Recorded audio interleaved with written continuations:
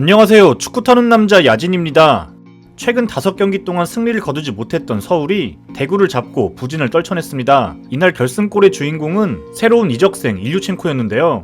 일류첸코는 서울의 고질적인 문제점이었던 최전방 스트라이커 자리를 해결해줄 수 있을 거라 기대를 모으고 있죠. 이번 영상에서는 일류첸코가 서울에 어떤 변화를 가져다 줄 수 있을지, 서울에게 일류첸코가 필요한 이유에 대해 이번 대구전을 통해 알아보도록 하겠습니다. 대구는 늘 그렇듯이 수비 시 5-4-1의 대응을 세우며 공간을 촘촘하게 막아섭니다. 그리고 중원으로의 진입을 허용하지 않기 위해 부분적인 압박을 가져가는데요. 이진용과 이용래는 서울의 중앙 미드필더에게 공이 향할 때 번갈아가며 압박을 해주면서 상대를 밀어냅니다. 서울 입장에선 중앙을 통해 공격을 만들어가기 쉽지 않았는데요. 이에 대응하는 서울은 기성용이 변칙적으로 움직이며 공격을 만들어갑니다. 이렇게 기성용은 중앙이 아닌 측면으로 빠져서 자리를 잡고 빌드업을 시도하는데요. 이는 크게 두 가지의 효과를 얻을 수 있었습니다. 우선 하나는 기성용이 상대의 강한 압박이 가해지는 중앙을 벗어나서 편하게 볼을 배급해줄 수 있다는 건데요. 몸이 전방을 향해 열린 채로 방해 없이 공을 받은 뒤 공격을 만들 수 있게 됩니다.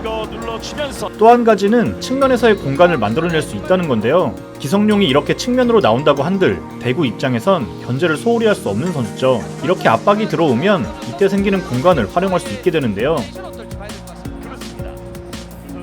결국 측면에 있는 페냐가 기성용에게 끌려 나오게 되면 대구의 선수 간격은 벌어지게 되고 공간이 만들어집니다. 일류첸코 활용과는 상관없어 보이는 서론을 이렇게 길게 언급하는 건 결국 서울의 공격 방식을 다시 짚어보기 위해서인데요. 그동안 안익수 감독의 서울 경기를 여러 번 리뷰했지만 결국 그 핵심은 유기적인 움직임을 통해 상대가 틀어막은 공간을 열어젖히는 것이라고 할 수 있습니다. 그동안 서울은 이런 공략 포인트를 측면에서는 곧잘 만들어냈지만 중앙에선 애를 먹었는데요. 이번 대구전도 마찬가지였죠.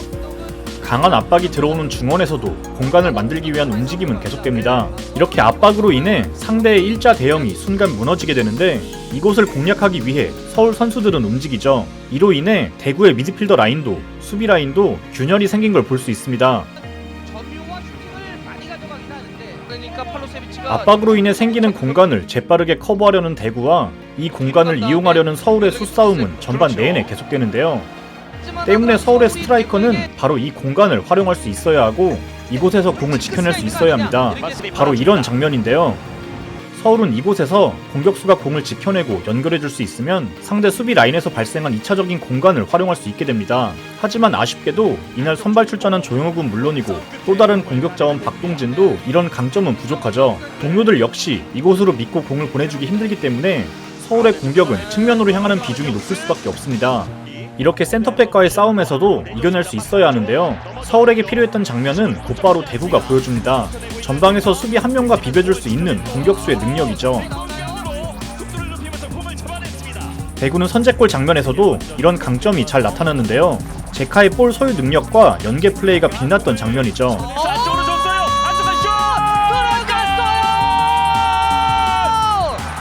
물론 서울의 공격수는 이와 다른 강점이 있습니다. 상대의 배후 공간을 찾아가는 좋은 오프더볼 능력을 갖고 있죠. 하지만 이 역시도 결국 결정력 측면에서 아쉬움을 느끼게 되는데요. 좋은 움직임으로 결정적인 찬스는 만들어내지만 이를 마무리하는 데 있어서 답답함을 느끼는 경기가 많았죠.